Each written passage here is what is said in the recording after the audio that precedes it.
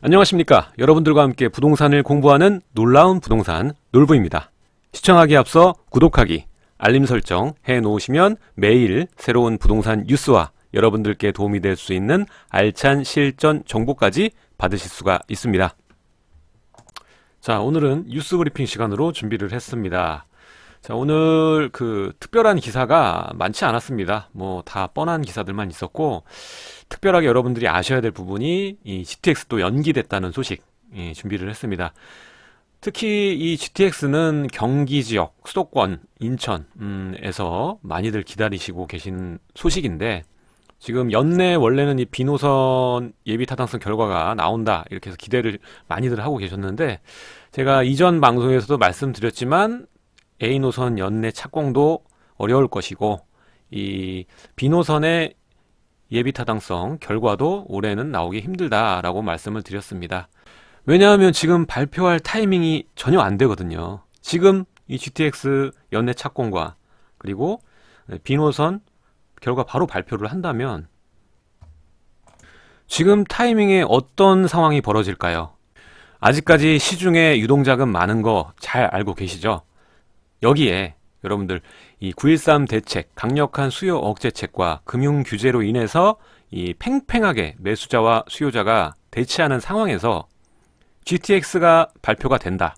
그러면 당연히 이 GTX 쪽에 무게가 실리면서 이 유동자금이 일시에 또 몰리게 되겠죠. C노선 같은 경우에는 아직 한참 남았지만 발표가 된다면 그나마 임계치 안원, 청량리, 광운대, 창동 이런 지역들 가격대 또 무섭게 상승할 겁니다. 게다가 이 비규제 지역이면서 GTX 역세권인 자리들 가격 대비 아주 폭등을 할 겁니다. 그럼 또 정부 정책은 실패로 돌아가게 되는 거죠. 그래서 이 예비 타당성 결과와 A노선 착공 이것에 걸맞는 타이밍이 언제냐? 바로 지난 9.1 대책에 나왔던 이 공급안, 이 공급안에 특정 지역들 얘기가 안 나왔었죠. 이것들이 먼저 해결이 되고 연내 그리고 연초에 발표할 거라고 했는데 이 지역들이 발표가 난 후에 서울의 집값이 어느 정도 방향이 결정이 된 후에 그 다음에 발표가 될 가능성이 상당히 높다 보여집니다. 하지만 저는 이 좀 반대로 생각하는데 GTX가 발표가 되면서 이 비규제 지역인 이 수도권 GTX 영향권 아래에 있는 지역들이 관심이 쏠려야 서울의 집값이 어느 정도 잡힐 거라고 예상이 됩니다. 지금 공급 대책이 확실하게 나와봐야 알겠지만 실효성이 굉장히 적을 거라고 생각이 되고요. 게다가 이미 뭐 2기 신도시 같은 경우에도 교통 편의성이라든가 생활 편의성 등이 상당히 부족한 상황에서 3기 신도시가 좀 성급한 이 조치가 아닌가 싶고요. 확실히 서울의 집값을 잡으려면 그런 공급이 되려면 서울 안에 있는 그린벨트를 해제를 시켜야 가능할 거다라고 생각이 됩니다.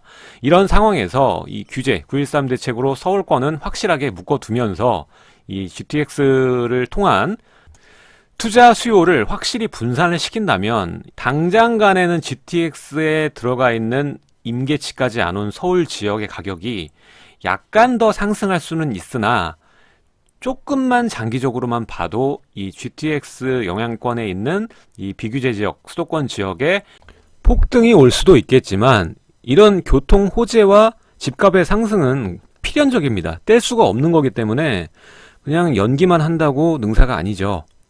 이렇게 GTX 수도권 라인에 무게가 실리면서 서울의 집값 하락, 조정 이런 것들을 이끌어낼 수 있거든요. 충분하게. 그렇게 된다면 당장 간에는 이 수도권 일부 지역이 비이성적으로 가격대가 올라가겠지만 조금만 장기적으로 생각을 한다면 서울권의 수요가 수도권으로 이동을 하게 되는 거기 때문에 대세 하락을 이끌어낼 수 있는 서울권이 하락이나 조정 국면을 맞을 것이고 결국엔 이 비이성적이었던 수도권 시장도 차후에 잡혀 나갈 겁니다. 이렇게 타이밍 보고 연기만 한다고 능사가 아닌 것 같습니다. 지금 서울권 안에 있는 개발들도 마찬가지고 이 GTX도 마찬가지고 국민의 도심 개발이 정치적인 상황에 의해서 너무 딜레이 가는 것 같아서 굉장히 안타깝습니다. 자, 그럼 뉴스 살펴보도록 하겠습니다. 10년을 기다린 GTX 또 연기, 경기, 인천, 수도권, 분통이라는 제목입니다. 일단은 GTX 같은 교통 개발 같은 경우에는 오랜 시간이 걸리는 만큼 여유 있게 1위 1비 하지 마시고 장기간으로 잡으시고 투자하시는 걸 권장드립니다. 자, A노선 같은 경우 국토부 연내 착공 계획 사실상 무산, B노선 타당성 결과 발표 내년 상반기로 연기, 그리고 C노선 수원과 덕정 사업성 분석만 3년째 만지작이라는 중간 내용이고요. 이 사업 일정을 감안해서 앞으로도 10년 이상 더 걸릴 듯이라는 내용입니다. 일단은 GTX는 다 2025년 이후라고 생각을 하시고 가셔야 됩니다. 자, 정부가 국정과제로 내세운 수도권 광역 급행철도 GTX 사업이 줄줄이 지연되고 있다.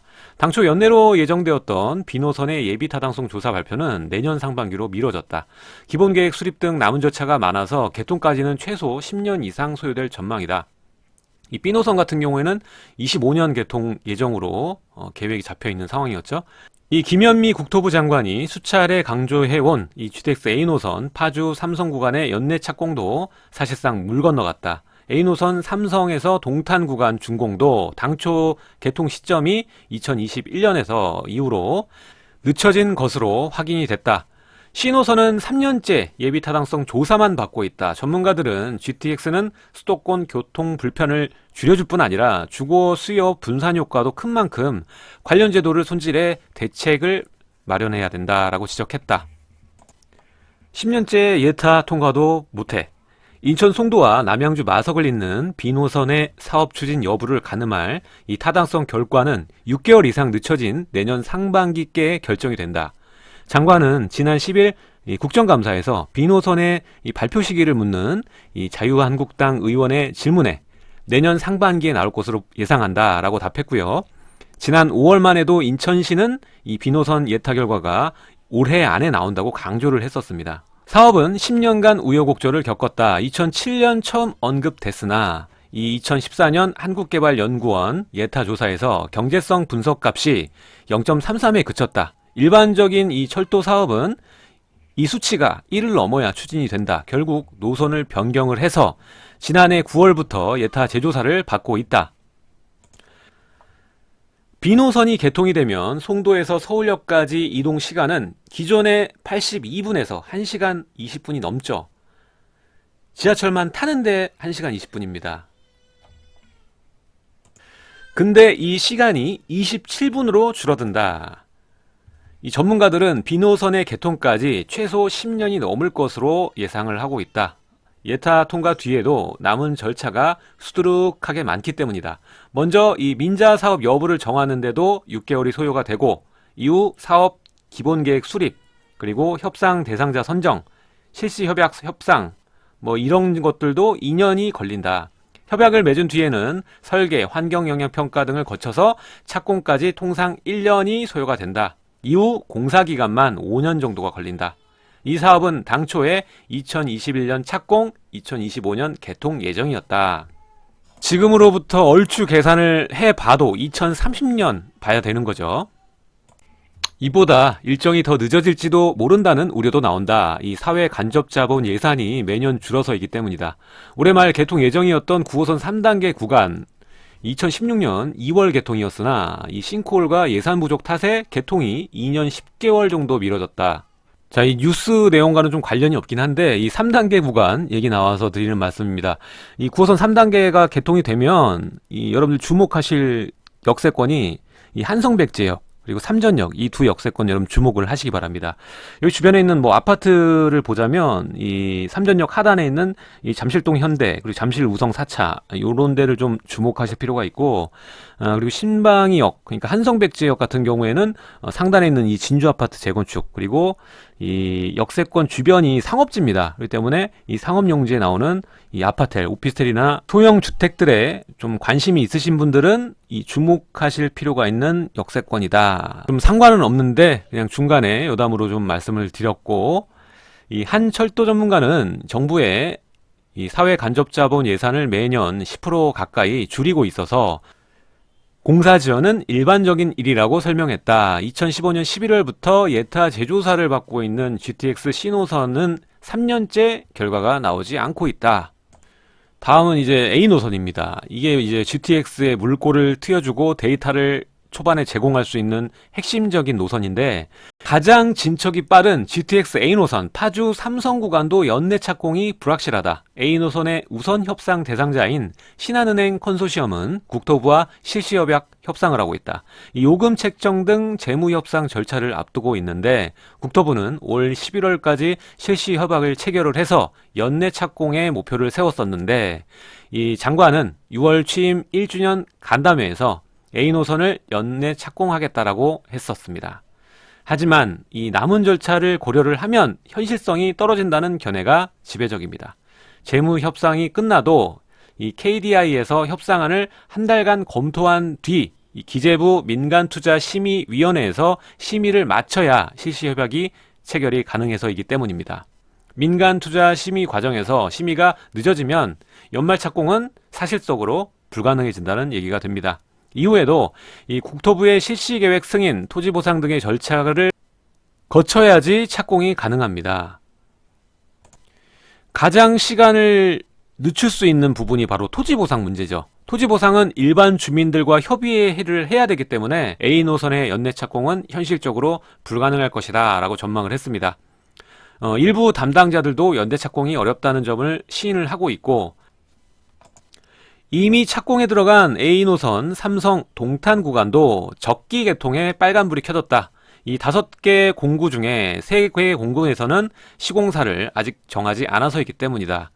최근 A노선 관련 민원에 따라 일부 구간의 집안 여건 불량, 영동대로 동합 개발 등의 지연으로 인해서 개통이 미뤄질 것이라고 답했다. 착공 시기에 급급하다 보면 협상 과정이나 이 운영 안전 측면에서 놓치는 부분이 발생할 수 있다라는 지적까지 있었습니다. 오늘 이 내용으로 뉴스가 나오자 몇 가지 뉴스가 나왔는데요. 이렇게 언론 보도가 쏟아지자 이 국토부에서 바로 보도 참고 자료를 올렸습니다. 내용 보면 이 10년 기다린 GTX 또용기 분통 보도 관련, 지금 교통난 해소를 위해서 이 광역 급행 철도 3개 노선 국정과제로 채택을 했고, 조기 추진을 위해서 적극 이행 중입니다. A노선은 협상 설계 등 추진 중이고, 필요한 절차를 차질 없이 이행하여 조속히 착공하도록 할 계획입니다. 승인 완료되면 즉시 공사에 착수를 하며 이 보상 절차를 이행하여서 공사를 진행하게 됨을 알려드립니다.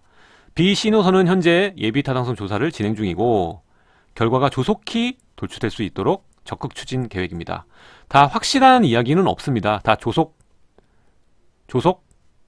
착수, 적극, 이행 이런 얘기들만 나와 있고, 지금 이 보도 자료들 보면은 연내 착공 물 건너가 그 내년으로 연기, 이 분석만 몇 년째 이런 기사들이 나오니까 이렇게 보도 참고 자료를 올렸습니다.